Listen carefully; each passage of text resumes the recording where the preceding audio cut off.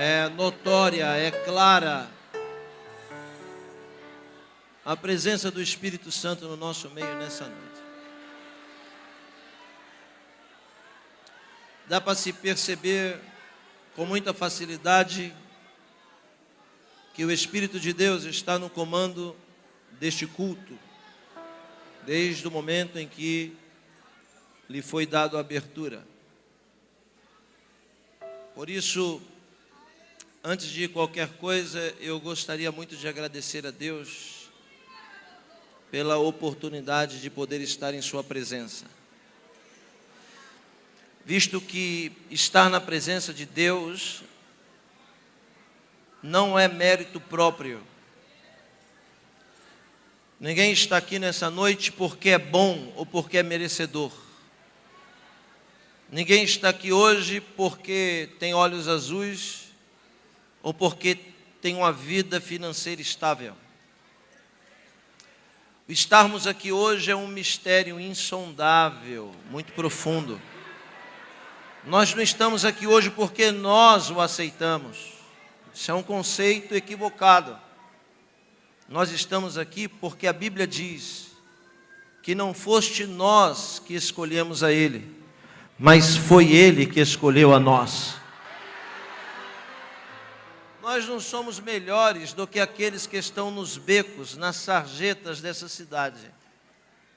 Nós não somos melhores do que aqueles que estão nos leitos de hospitais ou encarcerados. Mas nós estamos aqui por causa deste mistério de sermos escolhidos por Ele. Por isso, senhoras e senhores, devemos ser intensos na oportunidade que temos. Porque, como eu disse ontem, não sabemos se teremos outra oportunidade amanhã. Se a gente viver cada dia por vez, e se hoje nós vivermos este culto como se fosse o último da nossa vida, com certeza a qualidade dele será muito melhor. Por isso eu sinto nos meus ombros a incumbência, o peso da responsabilidade de falar para pessoas tão importantes como vocês. E falar de Deus é um desafio para os mortais, porque Deus é alguém que não se explica. Deus não é propriedade de religiões. Deus não é resultado de filosofia ou de conceitos humanos. Deus é um mistério. Mas mesmo assim podemos falar de Deus quando falamos da sua ação no nosso meio. Por isso, a Bíblia descreve várias experiências dos homens com este Deus, que só saberemos de fato como Ele é, na sua totalidade, quando estivermos face a face com Ele. Por isso, pela sua misericórdia, e sinto a presença dEle aqui, eu quero fazer menção da palavra de Deus. Ontem tivemos um momento oportuno aqui, foi muito bom. E eu queria perguntar, quem não estava aqui ontem, por gentileza levante a sua mão. Muita gente, não é?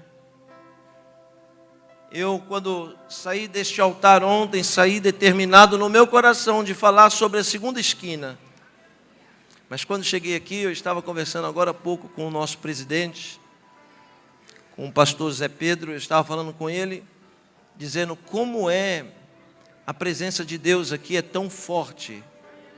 Porque o homem faz planos, mas a palavra certa ela vem da boca de Deus. É uma fermentação na alma humana, na centelha divina que sentimos aqui. Por isso, senhoras e senhores, o Espírito de Deus induziu a minha alma a falar outra mensagem em vez da outra esquina. Mesmo assim,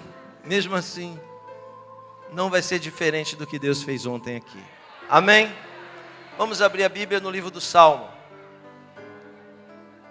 Cumprimentando a todos os amigos pastores presentes. Deus abençoe a vida de cada um de vocês.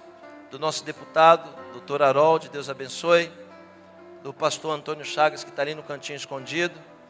Do meu amigo, pastor André e sua esposa. Deus abençoe vocês, em nome de Jesus. Glória a Deus. O livro do Salmo, que não tem capítulo, mas é número, 51.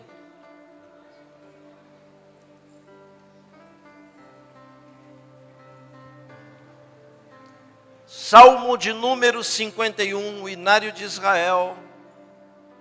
O livro de Salmo, que é um composto de 150 cânticos, dividido em 5 livros originalmente. Só pedir para baixar um pouquinho o teclado para mim, por favor. Salmo de número 51, versículo 5 apenas. Quem encontrou, diga glória a Deus. Quem veio ouvir a palavra de Deus, diga amém. Amém. Quem veio bater papo, diga aleluia.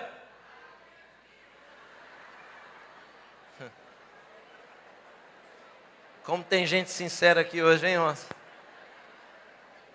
Sinceridade é coisa boa, Deus gosta. Deus só não gosta de falta de atenção. Salmo 51, verso 5 diz: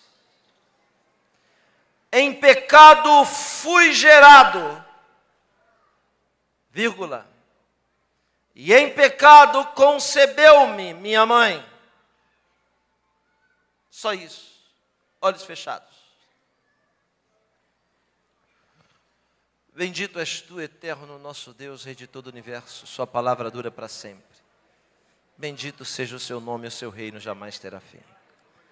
Fale conosco nessa noite de forma clara, concisa e poderosa. Fala não o que nós queremos ouvir, mas fala o que nós precisamos ouvir. Que ninguém saia daqui da mesma maneira que entrou, que saímos daqui diferentes, melhores.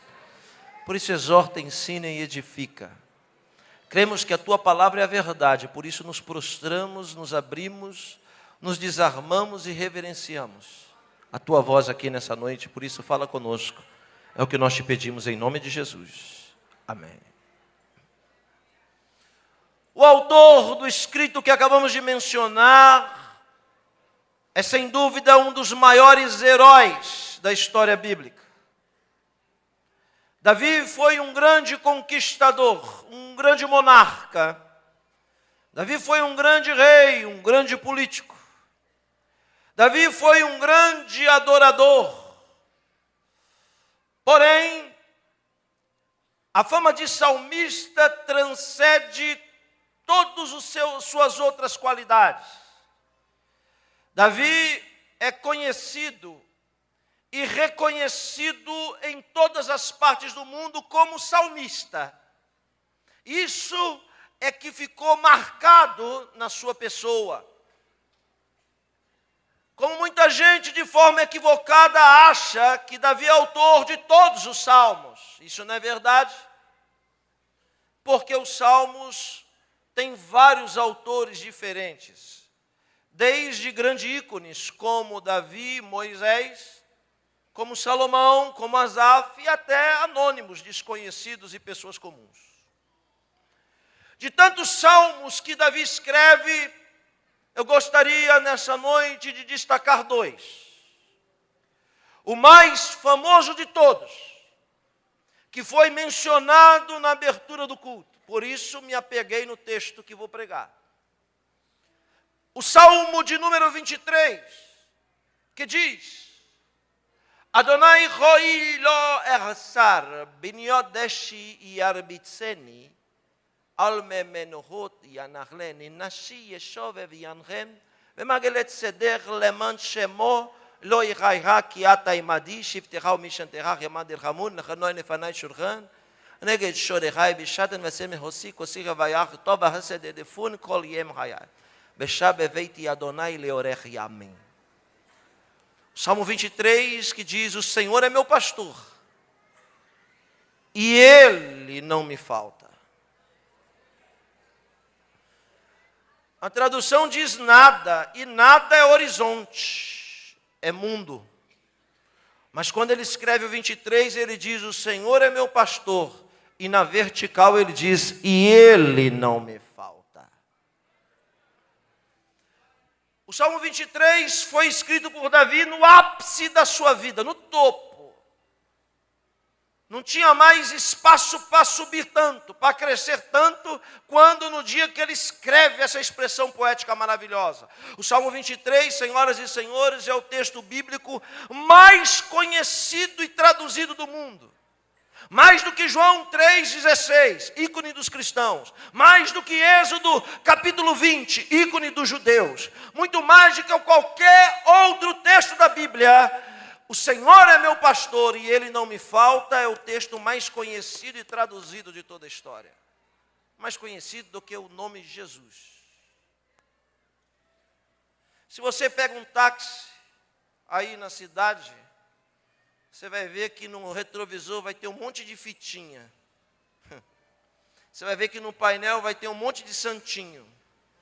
O motorista vai estar com a chupeta do diabo desse tamanho na boca.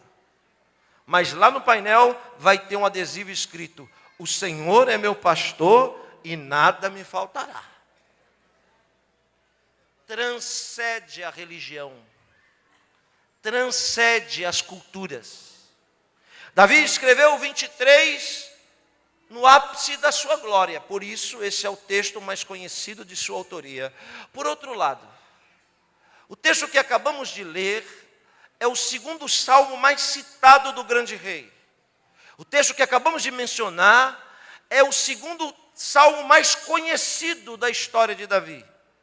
E em contrapartida ao 23, quando o salmo escreve o 51, ele está no mais profundo abismo da sua história. O 23 ele escreve no topo, mas o 51 ele escreve na lona. Quando Davi escreve o 51, senhoras e senhores, ele é um homem condenado à morte. Havia cometido um crime hediondo duplamente qualificado, descrito pela Torá Sagrada. Por isso, a pena que deveria lhe ser aplicada, deveria ser a pena capital, morte. E é bem claro, por apedrejamento. Não só porque cometeu o equívoco do adultério, muito mais por isso, havia cometido e planejado um homicídio. De forma horrível, Davi começa a se despedir da sua trajetória na terra, fazendo o que ele mais bem fez em toda a sua vida, letras de louvores a Deus. Quando ele escreve o 51, ele ainda é um homem condenado até o verso 4. Mas quando chega o verso 5, que acabamos de mencionar, a expressão sincera de adoração deste homem tem tanta força na expressão que lemos, que Deus muda-lhe a sentença de morte. Se Deus não faz acepção de pessoas, e mesmo sendo um monarca, Davi deveria morrer, a pergunta que sobe em minha alma é: se deveria morrer, então por que não morreu? Era incomum? Era melhor do que os outros? Claro que não. Não morreu por quê? Não morreu por causa do verso 5. Em pecado fui gerado, e em pecado concebeu-me minha mãe. E alguém vai me dizer: que força sobrenatural pode existir no verso que acabamos de mencionar? Por que Deus não mataria um homem em uma expressão tão comum como essa? E não é errado os exegetas, os intérpretes, dizer que quando Davi está citando o verso 5, ele se refere ao pecado original. Ele se refere à forma abominável com que todos os seres humanos são gerados. Davi não está se referindo apenas ao pecado original. Davi está falando dele. Tenha paciência com o pregador nos próximos 10 minutos. Eu preciso fazer essa introdução para você entender o que eu vou pregar daqui a pouco. Quando Davi escreve: em pecado fui gerado, em pecado concebeu minha mãe, ele não está falando do pecado da humanidade. Ele está falando dele. O nome disso em língua hebraica é tshuvá. Tshuvá é uma palavra muito forte. Tshuvá quer dizer arrependimento, retorno. E a Bíblia diz que Deus não tem prazer em matar o homem. Antes espera que este mesmo se arrependa dos seus pecados. Deus não matou Davi, porque Davi expressa o maior segredo da sua vida, no verso 5. Quando ele diz, em pecado fui gerado, em pecado concebeu-me a minha mãe, ele está dizendo de que maneira veio ao mundo. Isso mesmo, senhoras e senhores, a vertente mais coerente para a interpretação desse texto é que Davi era um bastardo.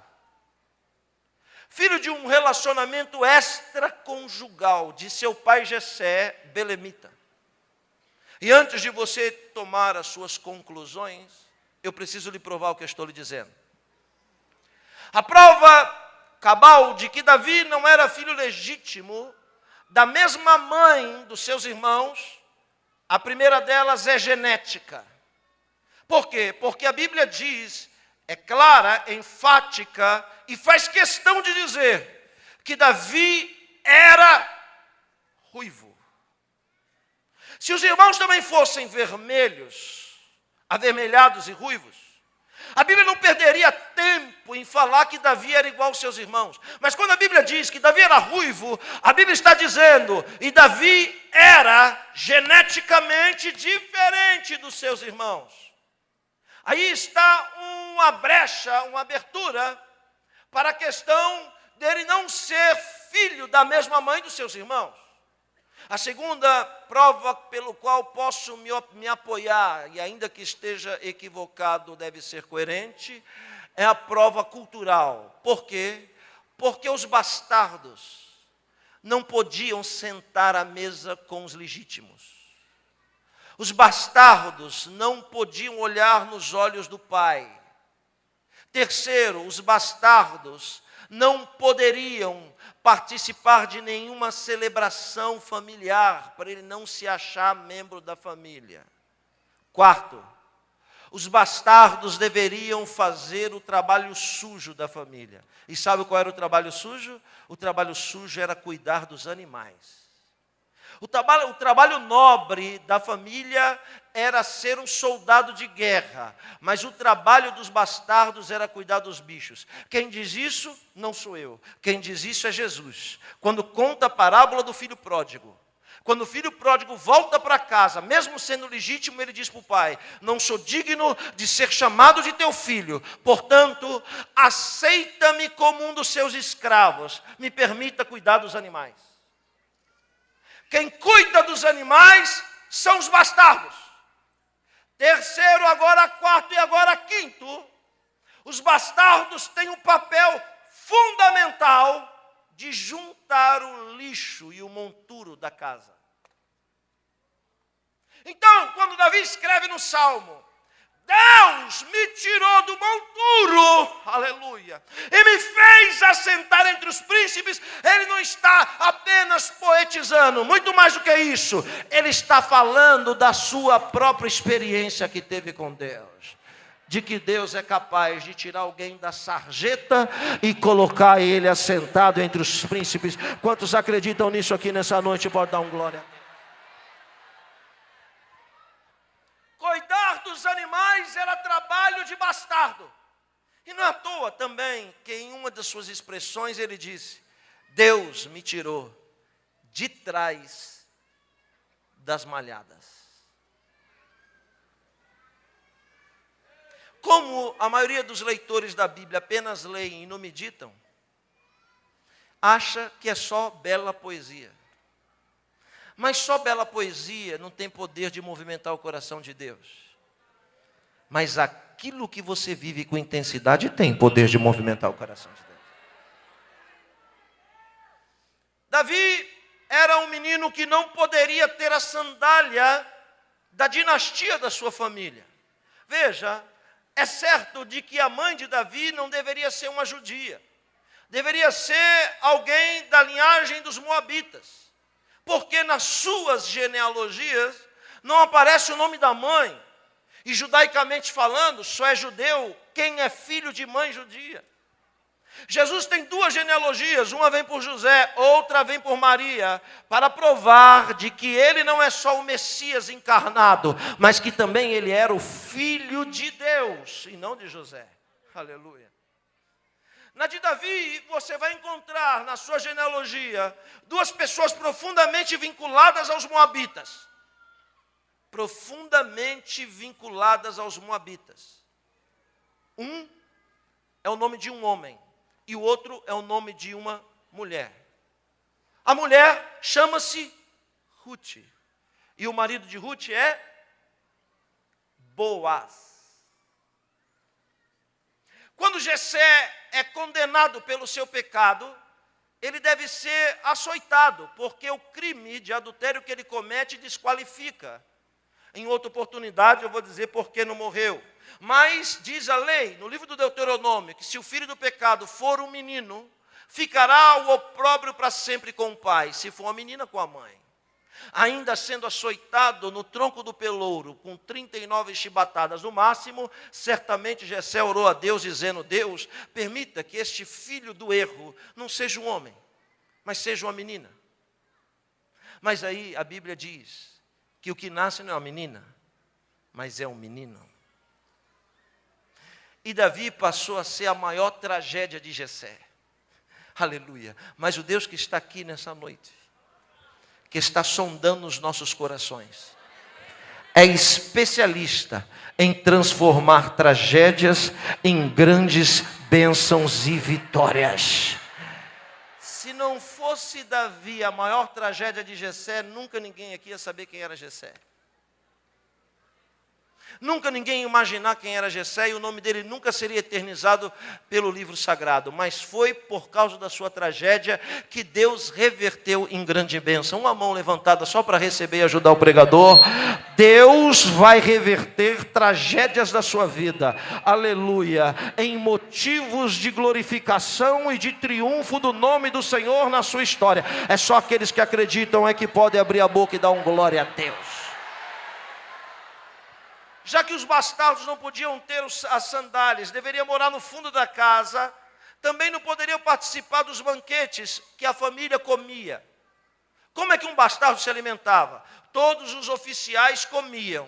Quando saíam da cozinha, então o bastardo vinha e comia o que restava. As migalhas que restava da mesa era o alimento dele. E o que restava dele era o monturo que ele retirava e limpava a mesa onde todos se alimentavam. Davi, redobre sua atenção.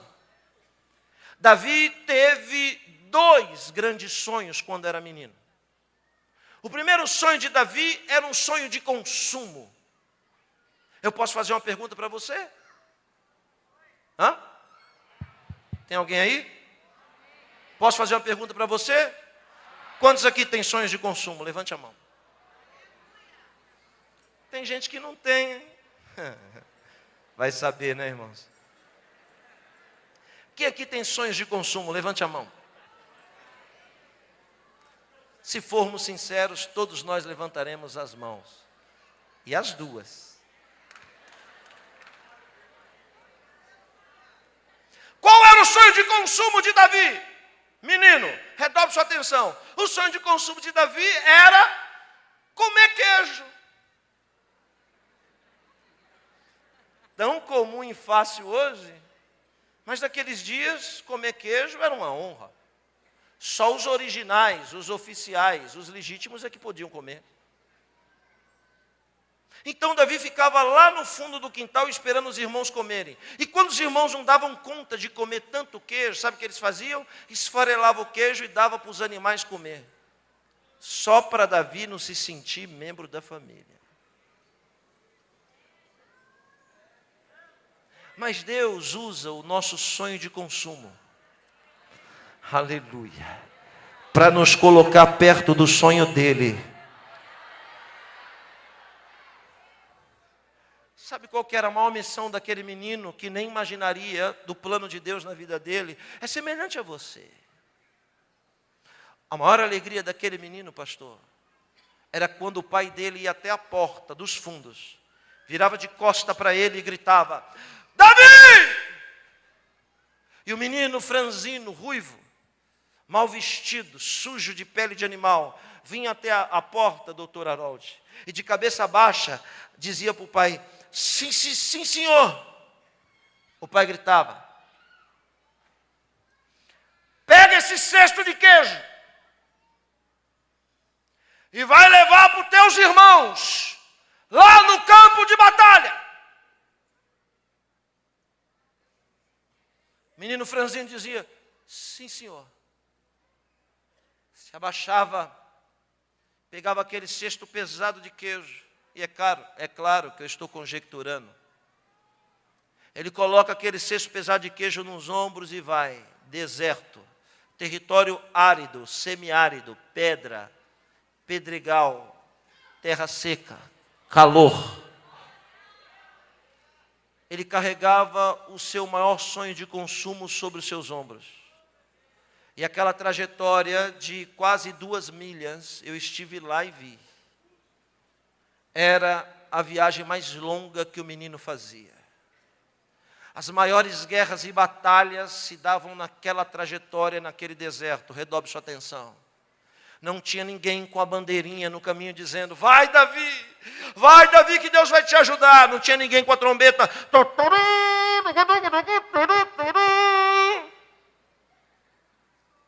Não tinha nenhuma palavra de apoio para o menino.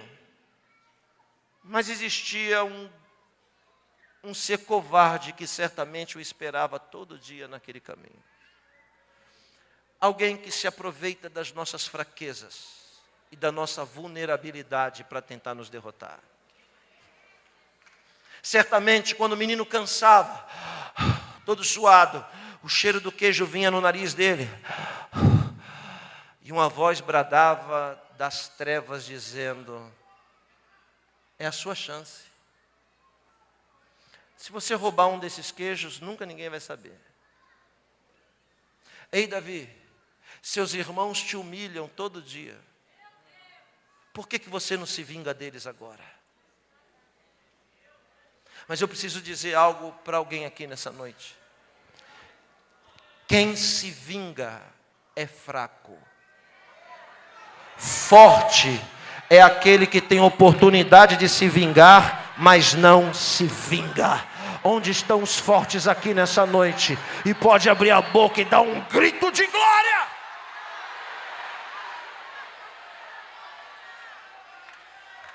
Deus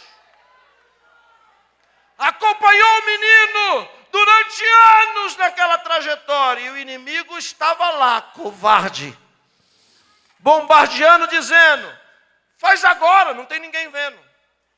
Eu aprendi uma coisa com este princípio, redobre sua atenção, que tudo que a gente faz e os outros veem, Deus não vê. Porque Deus só vê aquilo que a gente faz e ninguém vê. Por isso que Jesus diz: se alguém dá uma oferta, a outra mão não pode saber o que deu, senão já recebeu o galardão. Se alguém quiser orar e ter resposta imediata de Deus, ora em secreto no seu quarto e Deus vai ouvir o seu clamor. Tudo que a gente faz e os outros veem, a gente já recebeu o galardão. Agora, para Deus vale o que a gente faz e ninguém vê. Por isso, se você é daqueles obreiros que arruma o banco e fica esperando aplausos, o seu galardão vai vir da boca de homens.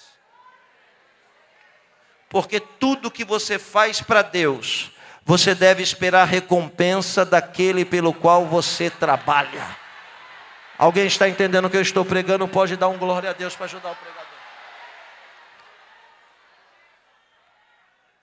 A pergunta que vem no meu coração é: quem é você quando ninguém está te olhando?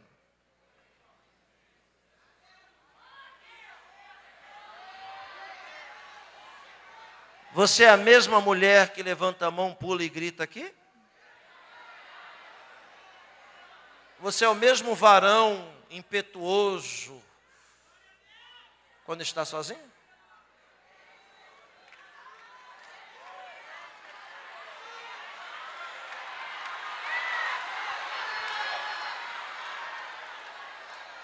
Os olhos do Senhor estão sobre os fiéis E os fiéis se manifestam fiéis quando estão só. Sabe por que Deus amou tanto esse moço? Por causa daquela trajetória, levando o queijo e voltando. E eu falo com convicção, nunca tocou num queijo daquele. Senão Deus nunca o teria escolhido. Ele estava indo para lá e para cá, André, carregando queijo.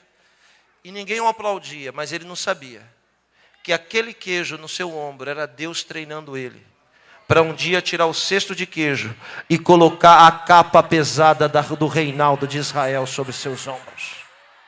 Você entende o que eu estou falando?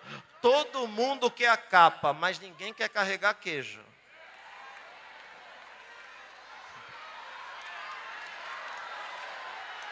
Todo mundo quer a honra, todo mundo quer a glória, mas carregar queijo ninguém quer.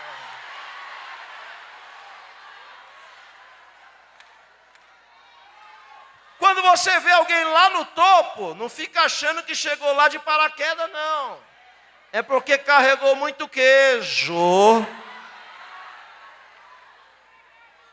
Naquelas idas e vindas, é isso mesmo, está carregando queijo hoje, mas ninguém carrega queijo a vida inteira. Vai chegar um dia que Deus vai tirar o cesto das suas costas e vai colocar a capa pesada sobre você.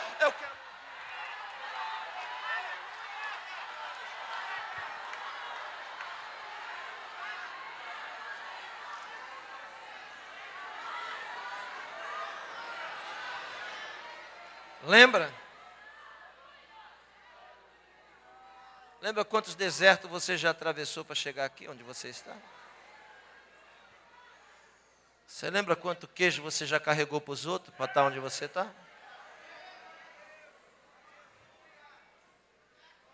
Naquelas idas e vindas, o santo, bendito, eterno, clemente, misericordioso, soberano, que estava vendo, tomou uma decisão no céu. Encontrei o que eu precisava. O que Deus faz? Passa um rádio para Samuel. Samuel na escuta.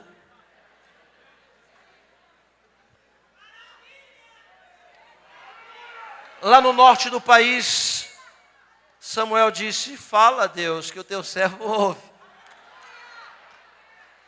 Deus disse: eu já encontrei o que eu precisava para honrar o meu povo Israel. Eu encontrei o rei que eu procuro. Então Samuel deve ter pensado, deve ser alto, forte, musculoso. E Deus deve ter dito, não, porque alto, forte e musculoso, Saul já é. Eu não preciso de um músculo, nem de um braço de um guerreiro. O que eu procuro é um coração. Um coração que seja segundo o meu coração. Levante a mão e recebe o que eu vou dizer. A grandeza de um mortal não é o que ele é por fora, mas certamente é o que ele é por dentro. Você será do tamanho do seu coração.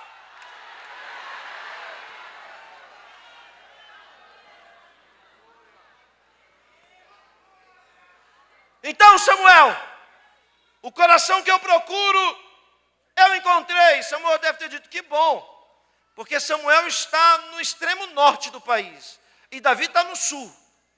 E Deus diz, então, agora anota o endereço, e vai lá ungir ele. Pode passar o endereço? Pode. Tribo de Judá. Samuel deve ter murmurado, dito, mas Judá é a maior de todas. É o Amazonas de Israel. A tribo é muito grande, Deus. Como é que eu vou descer? E além de ser grande, é longe, é lá no outro extremo. Como é que eu vou achar? Deus diz, continua anotando. Quando você chegar na tribo de Judá, você vai procurar uma cidade chamada Beit Halem. Beit Halem quer dizer casa do pão. Eu dito, que nome estranho de cidade. Tá bom, tá anotado. E quando eu chegar em Beit Halem, aí Deus diz, quando chegar em Beit Halem, você vai procurar a casa de um homem. Anota o nome dele aí. Jessé. Samuel deve ter dado risada e dito, mas que nome brega, Jessé. Tá, e quando eu chegar na casa de Jessé, Deus diz, lá na casa de Jessé,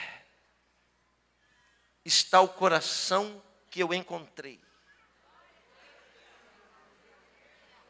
Vai lá, porque eu o escolhi dentre todos os seus irmãos. Estou explicando o 5º versículo do Salmo de número 51. Quando Samuel deu o primeiro passo para ir, Deus brada do céu e diz, profeta, mensageiro, vai de mão vazia? Você se esqueceu que eu, o Senhor, nunca tiro um mensageiro de um lado para levar para o outro, para ele chegar lá de mãos vazias? Eu não sei se você entendeu o que eu disse. Eu vou lhe explicar. Toda vez que Deus tira um mensageiro de um lugar e traz para cá, pode acreditar que para cá ele não veio tirar férias e não veio passear. Todo mensageiro que Deus envia sempre vai trazer algo da parte de Deus para colocar sobre a sua vida. Aí ele diz, então é para me levar o quê? Deus diz, 2 coisas. Pega o chofar. No caso não é o chofaró, o chofarim, o chifre pequeno. E coloca dentro do chifre azeite. É profético isso. Por quê? Porque o chifre quer dizer força. E o azeite quer dizer unção. O que é unção? Unção não é dom. Por quê? Porque dom Deus dá para quem também não é salvo. Dom Deus dá para qualquer um. É a Bíblia que diz que muitos vão chegar e dizer, em teu nome expulsamos demônio. Dom. Em teu nome curamos enfermo. Dom. Em teu nome falamos em outra língua. Dom. Mas Jesus vai dizer, mas mesmo cheio de dom, não vos conheço.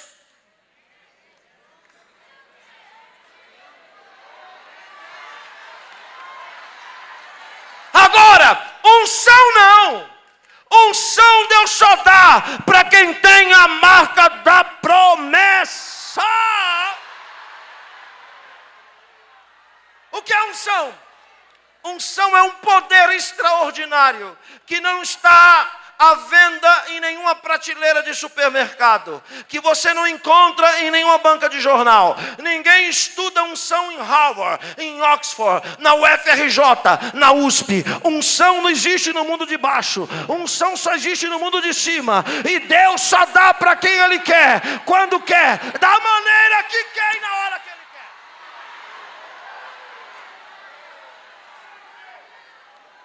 Unção só serve para 3 coisas, senhoras e senhores. Primeiro, para fazer você ser o que nunca seria. Segundo, para fazer você ter o que nunca teria. E terceiro, para fazer você chegar onde nunca você chegaria. Está onde está por quê? Por causa da unção. Olha o que Deus diz. Coloca capacidade no chifre. E o chifre é força. Então olhe para mim. Redobre sua atenção. Mesmo sem internet, microfone, televisão e rádio, Deus precisava soprar o nome de Davi no mundo conhecido inteiro. E como é que Deus ia fazer isso? Colocando Golias no caminho dele. Só você entendeu, André? Existe uma explicação quando um Golias aparece na nossa vida. Todo Golias que aparece na nossa vida não deve ser visto como um gigante, mas deve ser visto como uma oportunidade de Deus glorificar o nome dele na nossa vida. Alguém está entendendo? Hoje é a noite que Deus vai levantar, aleluia, matadores de gigantes nessa casa. Matadores de gigantes.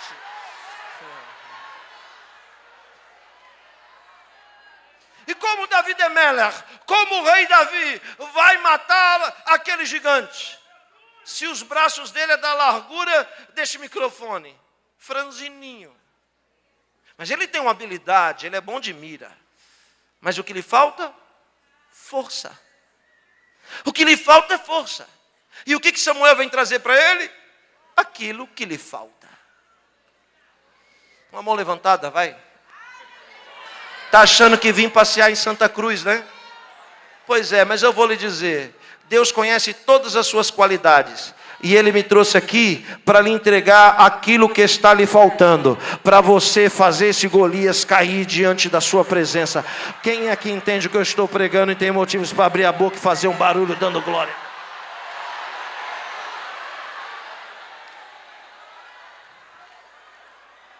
Olhe para quem está perto de você e diga o que estava te faltando. Diga mais forte, o que estava lhe faltando? Acabou de chegar para você.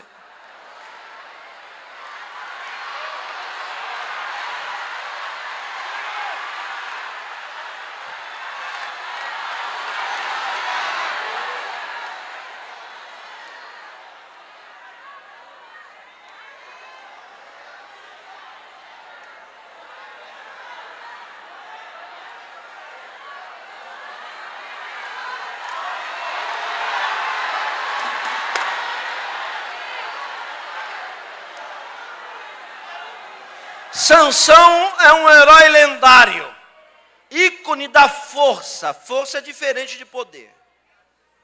Quem tem poder não precisa usar força. Força até o boi tem, só que ele não sabe. Por sua vez, Sansão é ícone da força. E todo mundo acha que Sansão era musculoso, halterofilista, Arnold Schwarzenegger. Só que se Sansão fosse fortão e chegasse num lugar, as pessoas iam respeitar ele.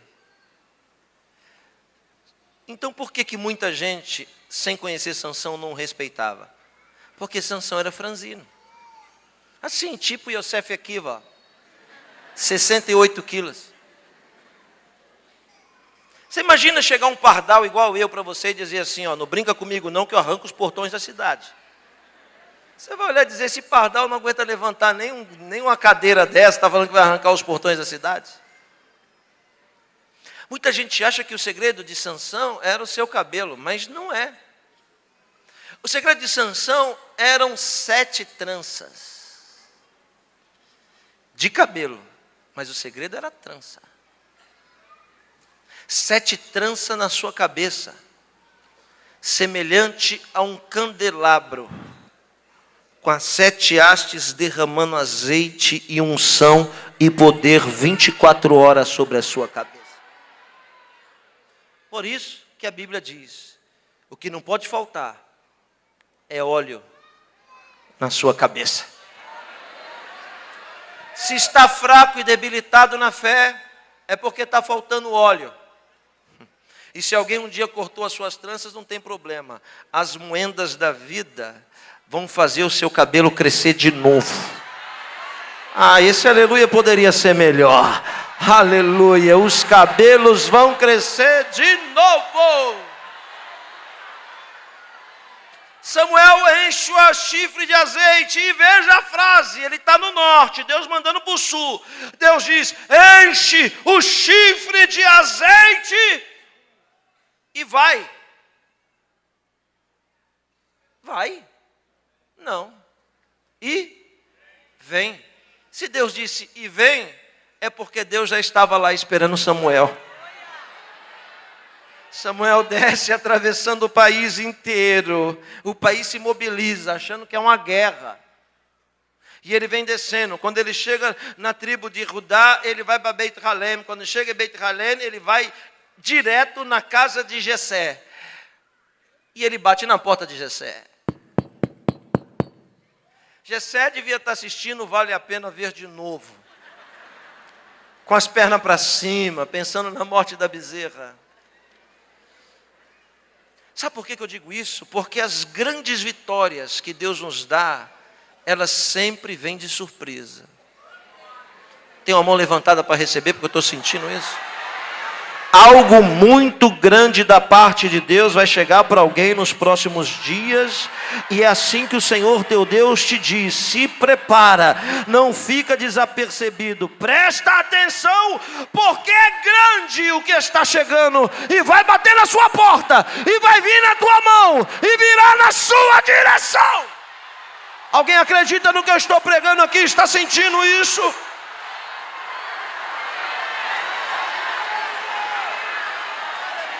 Eu estou dizendo que não é você que vai buscar.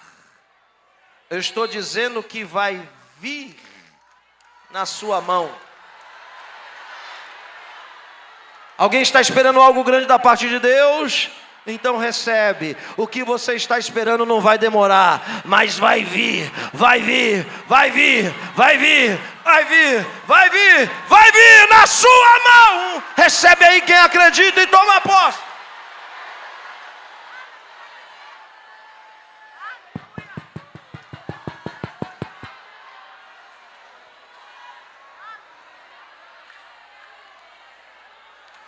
Os escravos, os serviçais de dentro, se levantam para abrir a porta para ver quem é.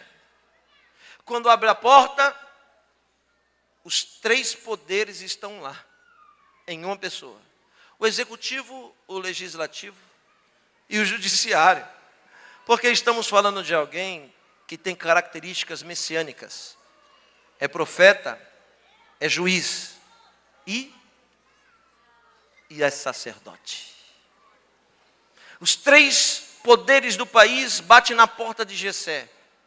Imagina a cara dos meninos. Voltaram correndo e disseram: Jessé, levanta da rede, vai pôr uma camisa, desliga essa televisão.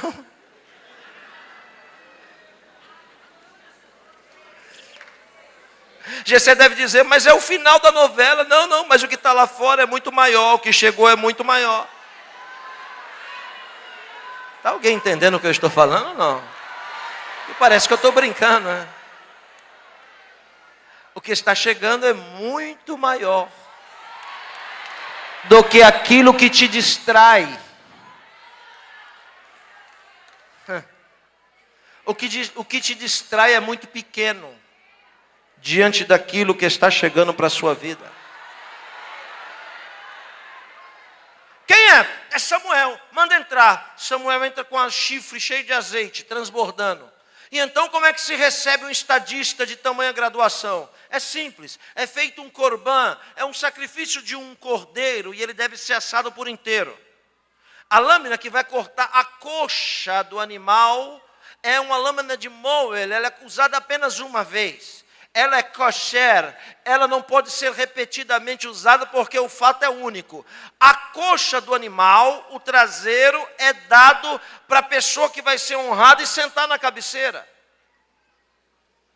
Por que a coxa é sinal de honra? Porque a coxa é sinal de honra e de pacto e de aliança. Quando Abraão manda Eliezer buscar uma esposa para o seu filho, o juramento é feito na coxa, debaixo da coxa. Quando Saul é ungido rei de Israel, o que ele come? Ele é honrado, e a primeira coisa que ele come é a coxa do animal. Porque a coxa é sinal de honra, é sinal de exaltação, aleluia, é sinal de aliança inquebrável. Veja Jesus hoje glorificado, nada escrito na testa, nada escrito na mão, nada escrito nas costas, mas na coxa está escrito Rei dos Reis e Senhor dos Senhores, porque é pacto e aliança inquebrável, é honra e é exaltação.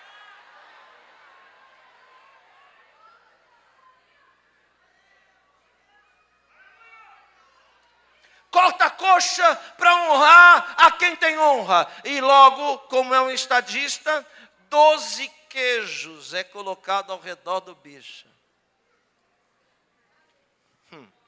Já está entendendo a cena? Quando ele chega, ele diz: eu preciso que você me mostre os seus filhos. Eu vim com a missão. Me mostre o que você tem de mais precioso. Grave essa frase no seu espírito. É a interpretação do texto, quando ele diz, me mostre os seus filhos. Nada para um pai e uma mãe é mais precioso que os filhos. Então, quando o Samuel chega, ele quer ver o que ele tem de mais precioso. Vai ser assim, quando você chegar diante daquele que tem olhos de fogo.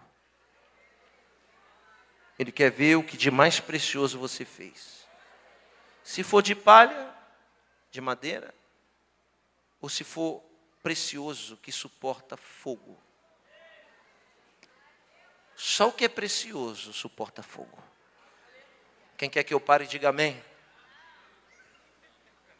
Quem quer que eu continue, diga glória a Deus. Olhe para mim. Meus filhos, o assistente de dentro. Jessé escreve uma carta e eu estou pregando paralelamente à história. Ele escreve uma carta, preste atenção aqui, enrola a carta e manda para quem levar a carta para os irmãos? O serviçal que leva queijo. Alguém chega e diz, vai lá chamar os teus irmãos. Eu estou dizendo que Davi sonhava quando ia levar queijo. Ficava perto do sonho de Deus, sabe por quê? Porque quando ele entregava queijo para os irmãos tinham vergonha dele, batia o pé e dizia, vai embora rapaz, some daqui, mete o pé. E Davi devia se esconder atrás de uma moita e ficar olhando a guerra, o relinchar dos cavalos, o barulho das espadas em treinamento, os escudos sendo forjados. E ele deveria olhar a guerra e ficar sonhando, dizendo, quem me dera, eu só queria ser um guerreiro de Israel, um soldado raso de Israel. Davi deveria sonhar quando ia levar queijo e deveria dizer, eu queria tanto ser um ajudante de guerreiro. Mas quando ele sonhava, o diabo devia aparecer e dizer, você nunca vai ser guerreiro. Por quê? Porque você é bastardo. Você não pode lutar por um país que você não pertence. Você não é dessa pátria, Davi. Você nasceu em Moabe, você não é, tua mãe não é judia, não tem direito de você ser. Aleluia. E eu vou lhe dizer, é verdade, Davi nunca foi um soldado de Israel, mas foi general.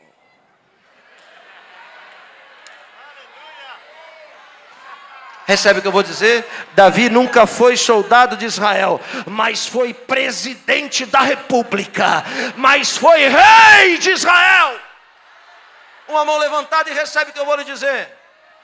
Tudo o que te impediram de ser é porque era muito pouco, porque de coisa grande ninguém tem o poder de impedir. Deus te chamou para ser grande.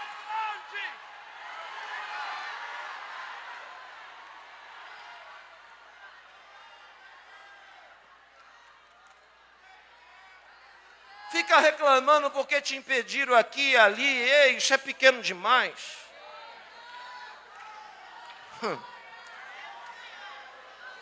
Davi já tinha ido levar queijo, pastor Zé Pedro. Então ele pega aquele papel, aquele lembrete e sai e parte. No mesmo deserto, descalço. Quando ele entrega para os irmãos veem, os irmãos, vai embora rapaz, sai, vai embora. E ele vai embora correndo de novo.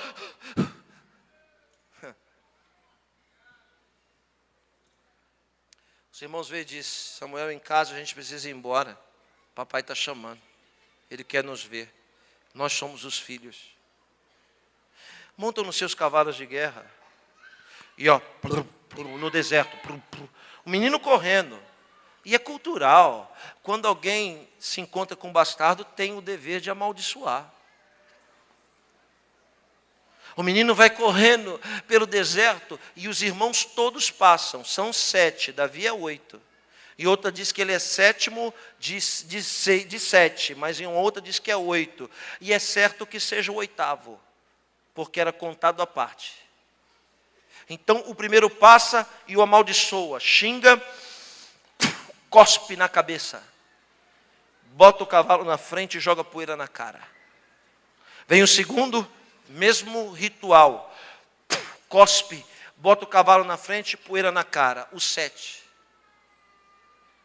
Agora, quando Davi chega em casa, todos os 7 tinham chegado primeiro. Só que a Bíblia diz que os primeiros serão os últimos. e os últimos serão os primeiros.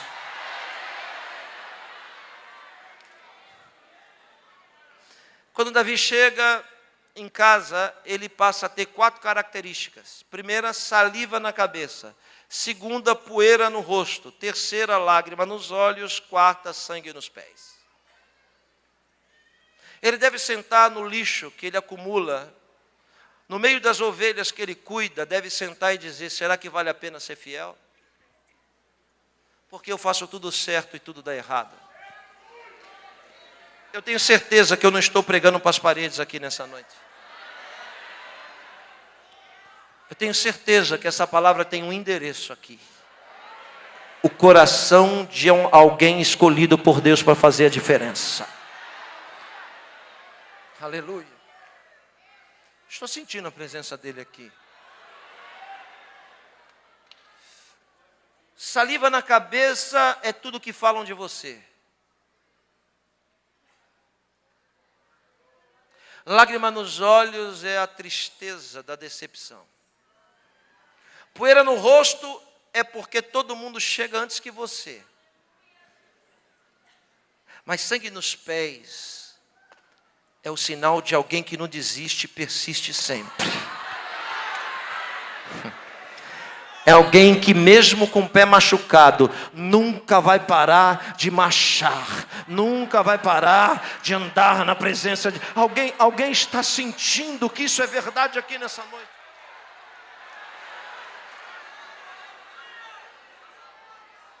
Dentro de casa, no meio às honrarias, o primeiro vem, é forte. Samuel olha e diz: certamente é esse. Mas o dono da unção brada e diz: eu já não lhe disse que o que eu estou procurando está dentro e não está fora? Eu já não lhe disse que não é de braço que eu preciso, não é de tórax que eu preciso, não é de músculo que eu preciso. Eu preciso de um coração, Samuel. Não é esse. Não é esse. E vem o segundo, e não é esse. E vem um terceiro, e não é esse. E vem um quarto, e não é esse. E o quinto também não é. E o sexto também não. E o sétimo não. Então Deus se equivocou. Se enganou. Mas o Espírito Santo diz: pergunta para ele aí, só pergunta, se porventura ele tem mais algum filho.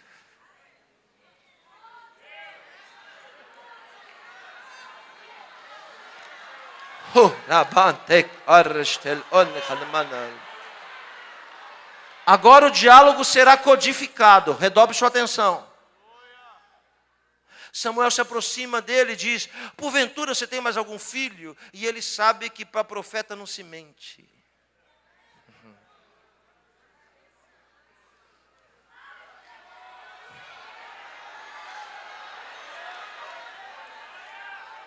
Jessé deve abaixar a cabeça, chutar o chão e dizer: pois sabe o que é? Eu tenho um aí, mas ele vai falar em código. Só que ele cuida das ovelhas. Eu tenho um aí, mas ele toma conta dos animais. E Samuel, que sabe, conhece a cultura, entende. Se toma conta dos animais, é porque é bastardo. E se é bastardo, certamente nunca sentou na mesa.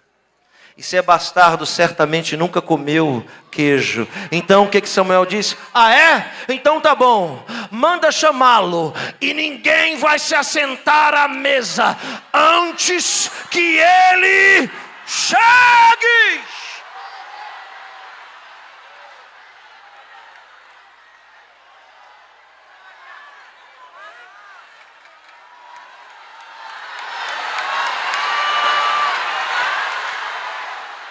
Podem chegar antes que você, mas vão ter que te esperar para sentar na mesa.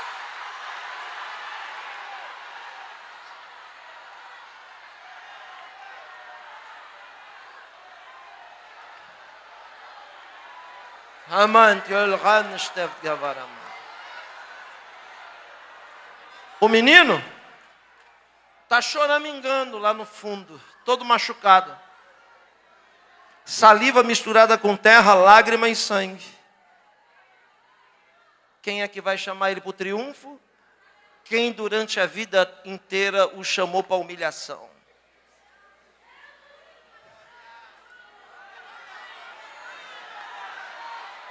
Estou vendo nos olhos de vocês.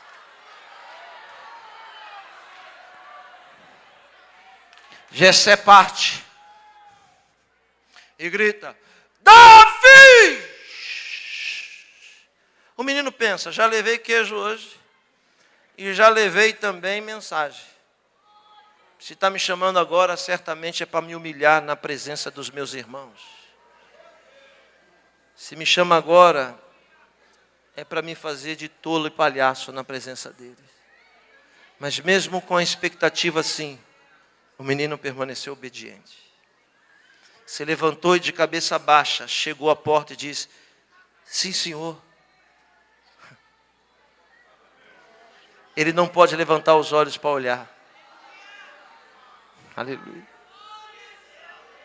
Samuel se aproxima do menino e Deus disse: o que eu procuro está dentro. E a única coisa de você enxergar o que está dentro é olhando nos olhos. Porque os olhos são a janela da alma. Nós podemos enxergar as pessoas quando olhamos nos olhos. Deus disse: o que eu procuro está dentro. Ele se aproxima do menino de cabeça baixa e trêmulo, cheio de saliva, de terra, de lágrima e de sangue. Samuel põe a mão no queixo dele e levanta a cabeça.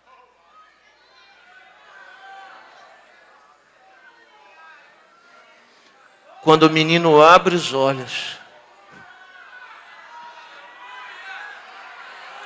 o brilho daqueles olhos, era o brilho daqueles olhos, que mesmo em meio à saliva, poeira e às lágrimas, permaneceu brilhando, como que alguém tivesse esperança. Eu quero lhe dizer duas coisas. A primeira: é imprescindível que as salivas não façam parte da sua vida, elas devem fazer. É imprescindível que a poeira não marque a sua pele, elas têm que marcar.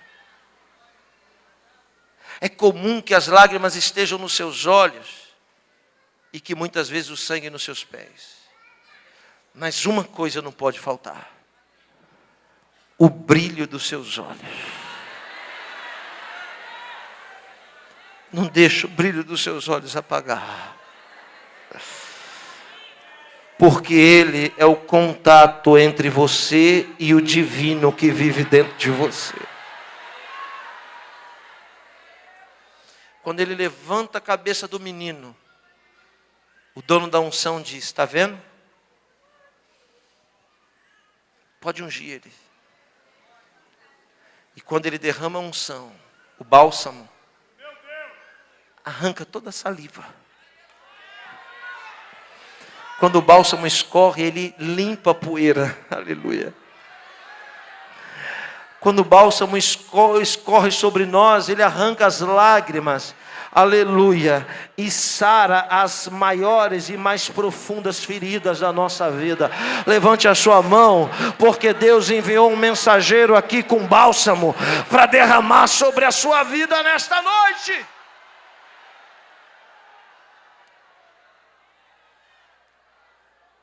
O menino que nunca tinha sentado na mesa, agora senta na cabeceira.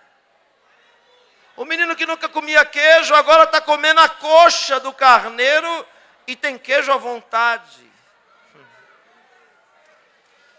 Davi passou a ser o mais venerado rei da história bíblica. É tanta promessa que Deus fez para ele que não deu tempo de cumprir tudo. Aí teve que cumprir um pouco delas em Salomão. Mas a vida de Davi não foi esse mar de rosa sempre. Se esqueceu dos 51, né? Davi se fortaleceu, se tornou grande. Ele tinha nascido para a guerra. Ele tinha sido forjado para ser um guerreiro. Era o sonho dele. Era a sua missão. Mas teve um dia, e eu vou explicar os 51 agora. Vou começar a mensagem agora. Estou brincando, calma, irmão, não precisa ir embora não. Vou terminar. Ele tem uma missão, uma incumbência, ser guerreiro, nasceu para isso. Só que um dia ele não quis ir para a guerra. Ele deve ter dito assim, eu vou tirar férias do ministério. Eu vou dar um tempo da igreja. Quer saber, eu vou lá na igreja, vou falar com o pastor presidente para ele me deixar um pouco de canto. Porque eu estou precisando descansar. Estou precisando curtir um pouco a minha vida. E quando alguém nega a missão pelo qual nasceu, ele passa a abrir portas que nunca deveriam ser abertas. O palácio de Davi tinha várias portas. E tinha uma que ele nunca deveria abrir, mas abriu porque negou a sua missão. Aquela porta o levava para um alpendre, empoeirado, porque ele nunca andava por ali. Mas porque estava querendo descansar e tirar umas férias, abriu a porta que não deveria ser aberta e foi para o alpendre, que o fez enxergar o que nunca deveria ter enxergado. Quando ele vê Betseba, ele gosta. Não só gosta, como manda chamar. E depois de coabitar com ela, não só coabita, como engravida. E quando engravida, ele descobre. É esposa de um homem que não é judeu. Mensageiro como ele. Urias era heteu. Homem de confiança do monarca. Era aquele que segurava os decretos escritos pela mão do imperador Davi, do rei Davi, do líder Davi, que levava para o campo de batalha, exatamente como ele, quando era fiel. Quando ele descobre que Urias é o dono da propriedade, ele manda vir para coabitar e comer o seu queijo. Mas Urias é fiel e diz, não posso fazer isso. Olhe para mim. Então ele toma uma decisão, chama Urias e escreve um decreto, uma sentença. A vida é assim, o que muda é a cor do cabelo, o que muda é o endereço, mas não existe nada novo debaixo do sol. A história se repete agora, e Urias corre com a sentença nas mãos. Quando entrega, você sabe a história, por isso ganha o tempo. Estou falando a uma igreja instruída. Ele é morto. Quando ele é morto, Davi diz, estou livre. Quando Davi diz, estou livre, Deus diz, não está. Porque quando Deus não tem um Samuel, Deus tem um Natã.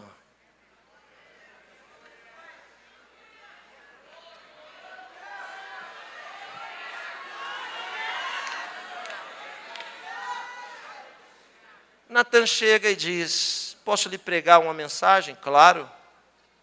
Um homem tem 100 e o outro tem 1. E o que tem 100 toma a única do outro. Davi diz, que cruel. Então ele pergunta, o que a gente vai fazer com ele? Vamos esquartejar. Vamos matar. Olhe para mim.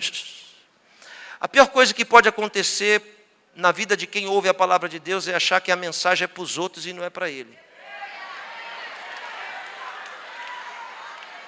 Porque quando é bênção, todo mundo tem fé para receber. Mas quando aperta, a gente diz, tomara que a irmã Mariquinha esteja ouvindo essa mensagem. E se a irmã Mariquinha não veio hoje, isso quer dizer que Deus não é fofoqueiro. E não vai falar de quem não está presente. Então a mensagem é para você. É com você que Deus está falando. Aleluia. Aleluia. Você precisa se enxergar na mensagem para entender o que Deus está falando. Então é o poder da revelação. Olha o poder da revelação. Ah, então a gente tem que esquartejar? Pois é, então eu vou lhe revelar. Este homem é você. A revelação é o poder de fazer nos enxergar na mensagem. De arrancar as escamas naturais que existem nos nossos olhos. Quando Davi se enxerga, ele cai. Escreve os 51. Mas quando chega no 5, ele diz, eu me arrependo. Porque agora eu estou me lembrando de onde Deus me tirou. E só uma coisa, Deus não resiste. Arrependimento e coração contrito e quebrantado. Assentado mesmo, curve a sua cabeça. Eu vou ter que parar a mensagem por causa da hora. Não posso atrapalhar você de chegar em casa. Mas feche os seus olhos e curve a sua cabeça.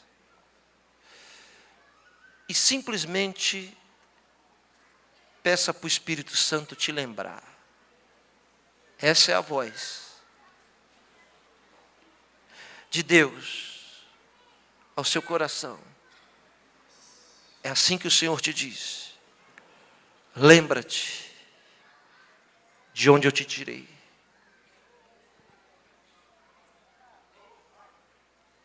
Lembra quem tu eras e veja quem tu és. Eu te escolhi dentre os teus irmãos.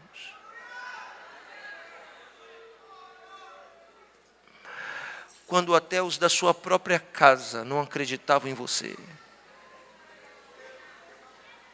eu acreditei. Foi eu mesmo que fui te buscar no monturo que você vivia.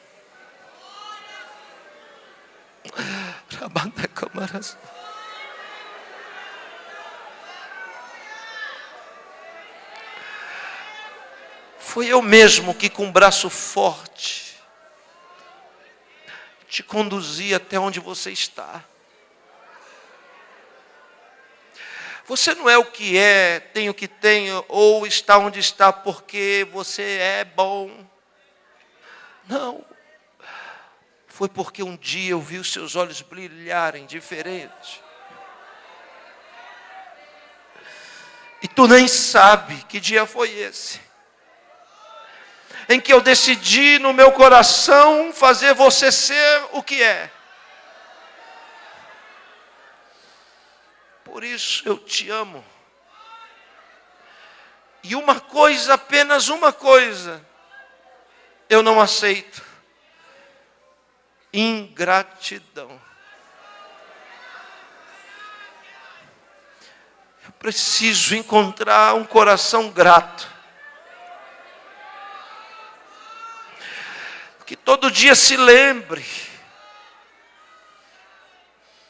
de onde eu te tirei. Há poucos dias atrás,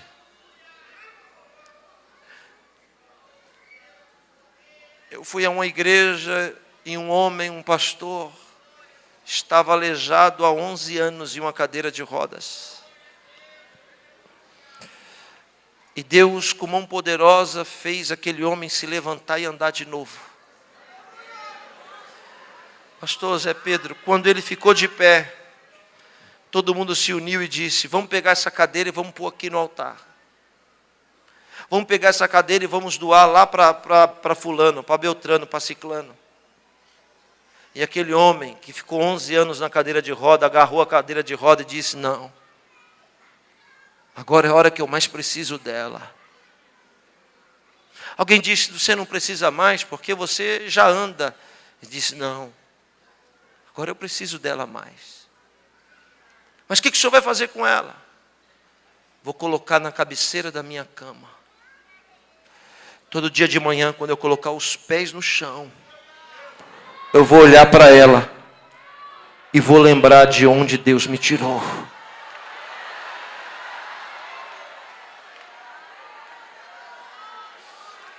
Abra sua boca, por gentileza.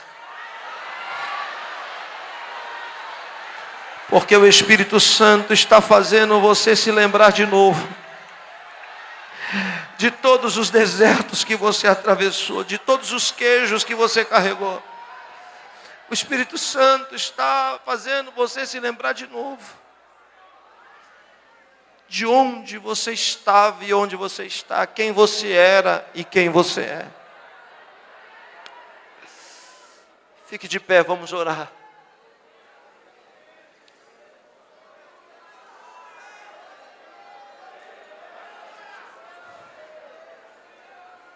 Hoje é a noite do retorno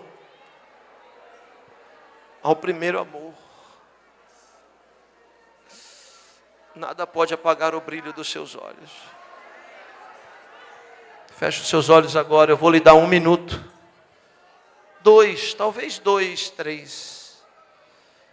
Para você dizer algo que você acha que você precisa dizer para Deus.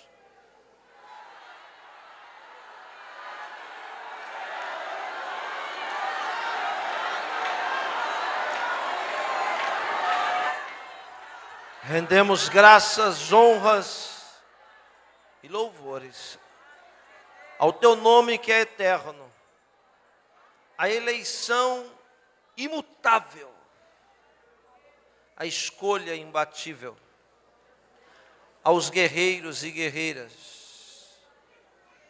pelas tragédias que o Senhor transforma em honra.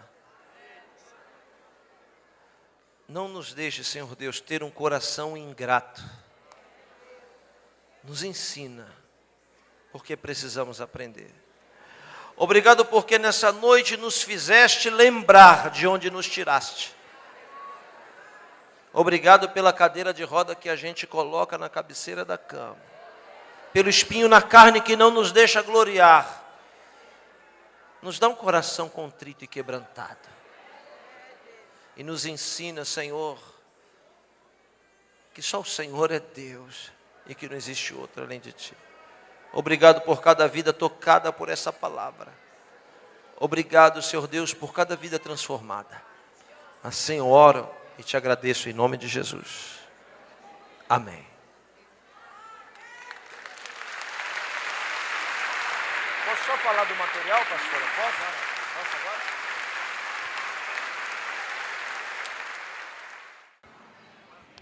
Curva a sua cabeça, feche os seus olhos, coloque a sua mão no coração.